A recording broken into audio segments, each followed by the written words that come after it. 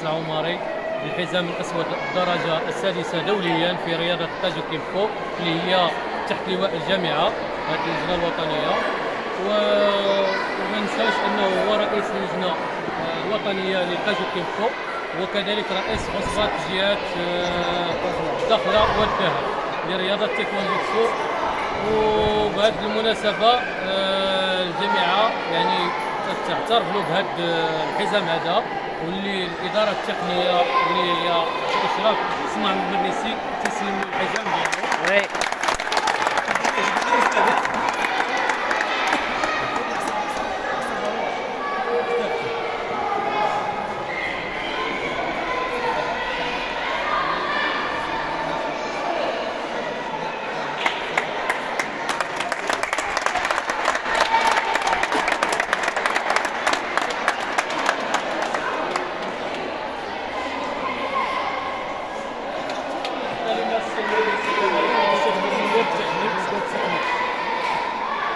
اولا بسم الله الرحمن الرحيم، ترحبوا بالاساتذه جميع الاطر التقنيه والمدربين، وهذا شرف عظيم لهذه الجامعه لان ديما الولاء ديالها الناس الجدد اللي تيجيو يعني من رياضات اخرين، وحنا الحمد لله البيبان مفتوحين لجميع الرياضات.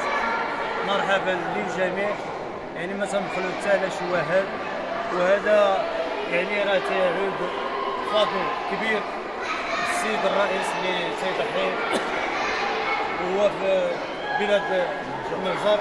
فصعيب باش يضحي واحد الانسان من بلاد تيخسر مصاريف نجيبو هذا، وهذا الفضل كامل تيرجع الله سبحانه وتعالى وليكم نتوما، كون ما تكونوش نتوما ما تكونش هذه الجامعه.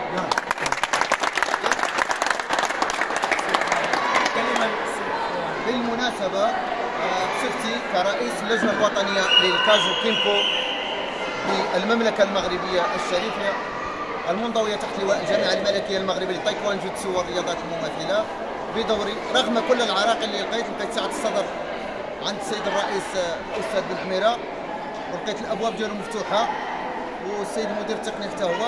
وهذا الاعتراف ديال الإخوة الأساتذة ماشي اعتراف ديال وإنما اعتراف ديال الأساتذة المغاربة. كنت غادي نمشي للكويت ولغيت نمشي للكويت من اجل الرفع المستوى ديالنا حنا كمدربين مغاربه، وكاعتراف من جامعه ملكيه ديال سيدنا الله يسرو، وبمناسبه ذكرى عيد العرش المجيد اللي جيت من القويره للداخله لطنجه شاد الرحال من اجل هذا التكريم وهذا التتويج. كنشكر مره اخرى السيد رئيس الجامعه الملكيه المغربيه السيد عميره والمدير وكافه الطاقم. بهذه المناسبه تم تاسيس عصبة جهة الداخلة والذهب بالتايكوان جوتسو والرياضات المماثلة اللي أنا ممثل، هذا عيب كبير حطوا عليه السيد الرئيس. وبهذه المناسبة كنجد ولاءنا وإخلاصنا للسدة العالية لله صاحب جلالة الملك محمد سيد نصر الله، وأن يقر عينه بولي سره المولى الحسن وكافة الأسرة الملكية الشريفة. والسلام عليكم ورحمة الله تعالى وبركاته.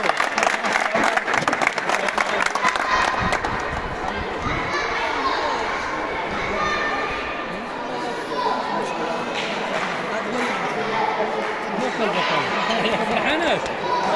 لا تخلص العقاب.